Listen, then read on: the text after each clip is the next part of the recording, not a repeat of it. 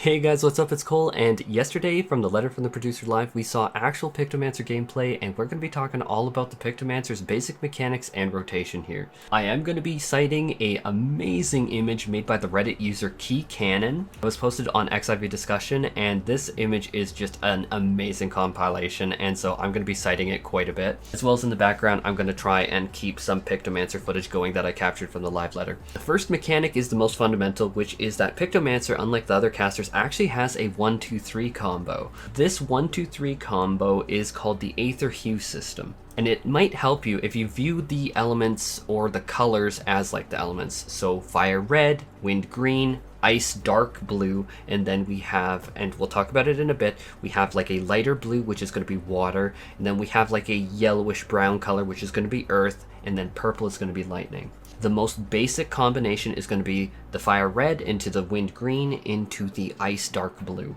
When you cast these abilities, you are going to get what I am going to be incorrectly calling the rainbow squiggle gauge on the palette. So through this 1-2-3 basic combination, you're going to acquire more and more pride gauge. This is very important because when you use 50 of the pride gauge, you go into what is called Subtractive Palette. Subtractive Palette is going to change all of those three Aether Hue skills into the like water light blue color, the earth yellowy brown color, and then the lightning purple color. It's very important to note that these special skills when in Subtractive Palette is not actually going to build up more pride gauge, so you only get pride through red, green, and blue. And you get enough of the pride gauge roughly every two basic 1, 2, 3 of the red, green, blue, and then you can enter into Subtractive Palette mode. Now why you actually want to go into this mode is that these Subtractive Palette skills, the water, the earth, and then the lightning skills, deal substantially more damage. However, the drawback is that they also do have longer cast times, and so really figuring out when you can get away with this in combat is going to be very important. Basically, you spend pride gauge for your high risk, high reward, but obviously if you're familiar with the fight, you will just, the same as a black mage, know when you can plant and just go crazy.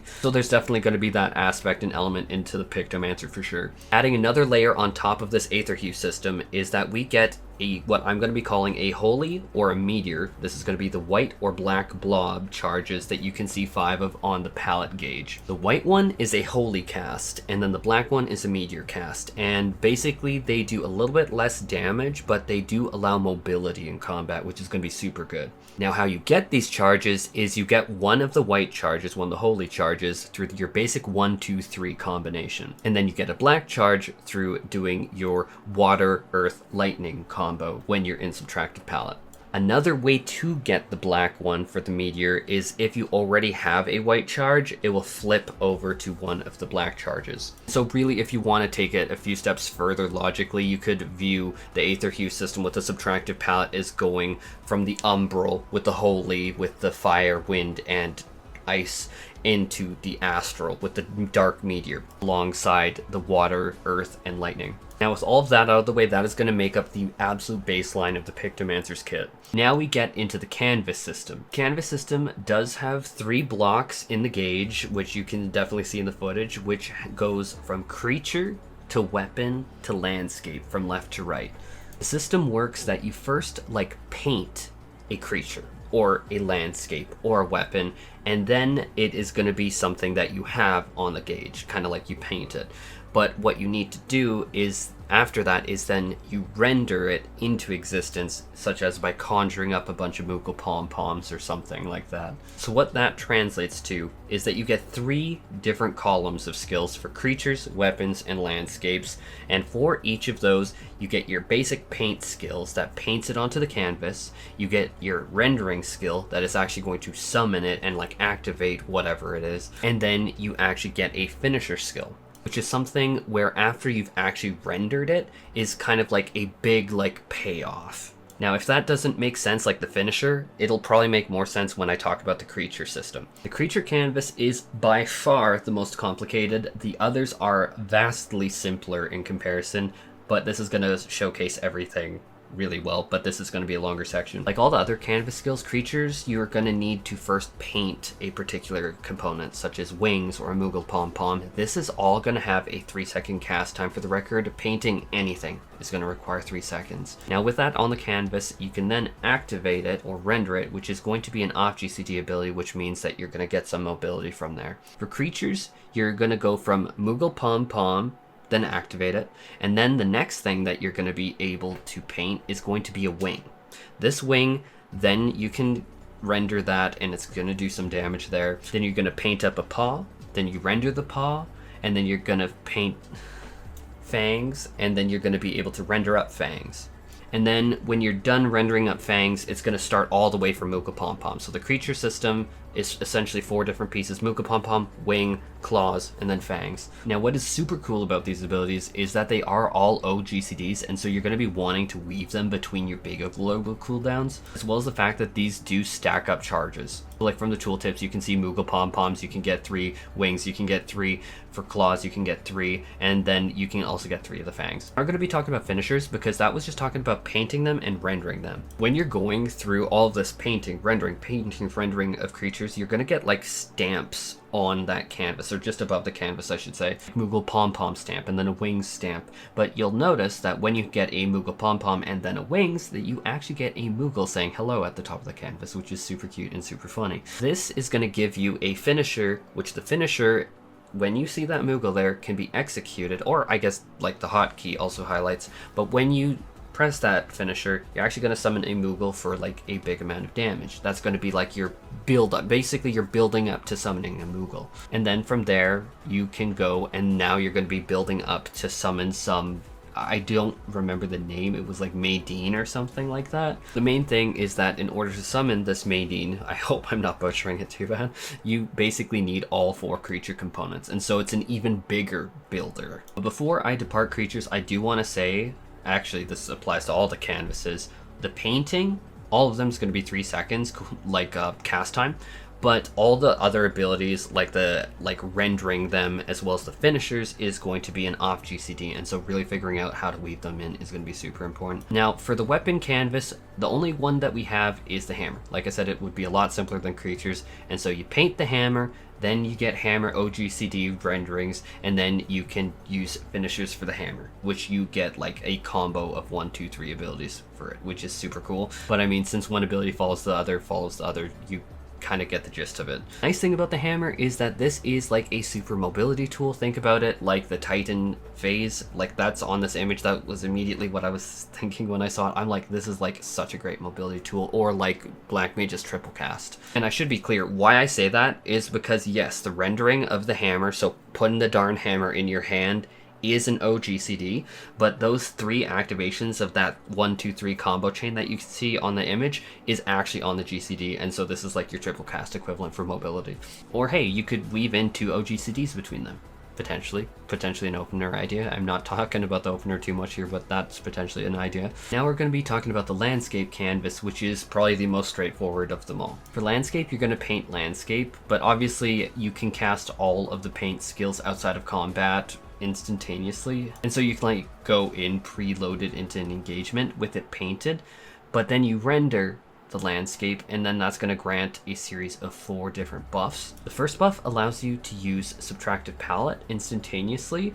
The second one is going to place a large circle on the ground that goes down with each GCD. And this has 2 different effects. The first of all is that you get cast and recast time reduction, and so you can spam more abilities in that pool. Think about it kind of like ley lines basically for Black Mage. And then when you consume 5 stacks of this buff, you are going to be getting a special buff that removes cast time, and it's going to then allow you to have a massive like finisher that is going to also grant you a white blob. So for this one buff, it has multiple effects, but fundamentally you're just trying to expend the 5 charges for a massive payoff, and then it also has increased cast time, like a mini ley lines basically. Actually, I should be careful with how I say that, because usually I view it as like a pro and not a con. It actually reduces your cast time. I should be clear on that. It's like ley lines, like it's gonna make your GCD lower, it's gonna make your cast times lower. Next buff is just a straight up damage wide, like a party wide buff. And then this last buff is just an icon indicating that you can use your finisher, which if you look at the Pictomancer trailer is like the big set of falling stars. And so fundamentally saying that finisher, you can kind of view it as like two separate finishers. So you get the landscape, paint, render, and then finisher. Normal standard finisher that you see like for the rest, equivalent to like summoning the Moogle laser for the creature canvas. And then you get the like buffs 5 stack finisher with the massive cast time. So you could kind of view it as like this gives you 2 finishers. During any particular burst phase, you're probably going to want to use both. Now we have 3 utility skills. The first of all is going to be a dash forward, and then you're also going to be getting a speed boost. So think about it like the Dancer's Enavant, but you're also going to be able to like move around. Maybe think about it like Dancer's Enavant with like a personal expedient buff. Maybe that's the best way to look at it. I don't know. The second one looks basically like Summoner's personal shield. And then lastly, we are looking at this like bubble dome skill, which we do see in the like job actions trailer. It basically looks like expedient to me. I'm sorry, it looks like expedient to me. But we can see that it forms like a bubble around everyone, and so it is incredibly, massively likely that this is going to be the Pictomancer's equivalent to Red Mage's Magic Barrier or to Summoner's Phoenix like Everlasting Flight buff to the party. It's basically probably an AoE defensive tool for the party. I personally think that it would be a barrier. Obviously, we don't have any proof of that, but I think that this would be a straight up barrier for everyone. But of course, we don't know any details at this point, but I would be kind of surprised because remember, Pictomancer doesn't have Revive, Red Mage, and Summoner in Dawntrail at least, because they did discuss that Summoner might not in the future. They do have Revive, and so Pictomancer might get a shield for the party as well as maybe a defensive buff boost. I don't actually know, but straight up mitigation at this point, especially when you look at Red Mage's Magic Barrier, because they do get the defensive and a little bit of a heal amp. So I would be surprised if it was just a shield, unless it was a significant shield, in which case this would be amazing for Prague. But the scholar inside of me that sees it basically look like expedient is like, maybe some movement speed boost. Could you imagine? That would be so funny. Maybe it's a like shield with a speed boost, combining that like Enavant with a funny sprint buff. Bun with the like personal barrier. I don't know. I'm being stupid now. Now I want to talk about potential openers for the Pictomancer, which obviously we don't know all the skill details, so I'm very hesitant to like say anything too concrete. But generally speaking, we would always start out combat with all of our canvases filled with paint. So we'd have Creature, Moogle, Pom Pom, we'd have the Hammer preloaded and the Landscape preloaded, and our canvases ready to be rendered. As is standard with any opener, we would probably try and precast one of our Aether Hue spells, likely the Fire one, because we can't activate any of the other modes yet. Then we'd likely do Wind and then the Ice Dark Blue one. That'd give us a little bit of gauge as well as a Holy Charge, just because you do not want to instantly pop you want to line your raid buff, so you'd wait a few GCDs in it and line up with everyone else. Then in your OGCD, then you would activate, you would render your landscape. You get all of those 4 big buffs. You'd obviously want to do the finisher when all the buffs are up. Probably doesn't matter exactly when you use the landscape finisher, just make sure that's in the big buffs because it has a huge payoff probably. Then you use that first buff that the landscape rendering gave you and you immediately go into Subtractive Palette. Now because the second buff of the landscape gives you faster cast times and lowers your GCD likewise, you would want to go and immediately go into your Ice, Earth, and then Lightning with your Subtractive Palette combo. Now here's where we really need to know the potencies of abilities, because if the potency of the Holy or of the Meteor is going to be weak, you really don't want to cast those. So basically you'd want to fit in whatever was higher potency in here somewhere, and obviously when you hit 5 stacks of getting that second buff, then you get that big super massive like finisher for the buff, and you would obviously want to fit that into the raid buffs as well. Now a potential option is that you would want to render your weapon that you already had on your canvas before going into combat, and then you'd want to go and use a bunch of hammer combo. And obviously in between like casts of stuff, you'd want to activate your OGCDs. So stuff like the Moogle Pom Poms, you want to use those OGCDs a few times. You'd probably want to summon the Moogle if you could. Like pretty much any opener in the game. You want to stuff as much damage in, basically. And then from there you'd get into maintenance phase, where you really need to decide what kind of cast times you're allowed to get away with. Remember that painting on your canvas actually is a 3-second cast time, whether it's landscape, weapon, or creature. If you want shorter cast times but a little bit less damage, then you're going to want to use your Aether Hue, Fire, Wind, and then Ice. But if you can get away with it, kind of like a Black Mage planting and spamming Fire 4 over and over again, you could use the Water, Earth, and then Lightning Aether Hue. And then if you need to move, you can always render another hammer and then use that 3-piece combo. All the while making it so that you are also casting all of your paint for the creatures on your creature canvas, and then activating those OGCDs wherever appropriate, peppering it in wherever you can. And then that will eventually land you back into the burst window, and then you're going to landscape and then stuff as much as you can into that again. And likely you're going to have your big finishers for creatures, like the Maydeen one, that the one that requires all 4 combo pieces from the creatures. You're probably going to want to stuff that into there. And yeah, that's kind of just like the summation of like Pictomancer and what's going on with it. And I can say that I'm actually very much looking forward to playing this. This is a job that, and mind you, we don't have all the information, but I am very much on Dawntrail's release looking forward to actually playing it. That is such a cool set of skills. I actually really like that this feels like a more technical caster, especially with Summoner's rework. I'm not gonna lie, I've been wanting this for a while, and I feel like Square Enix definitely delivered.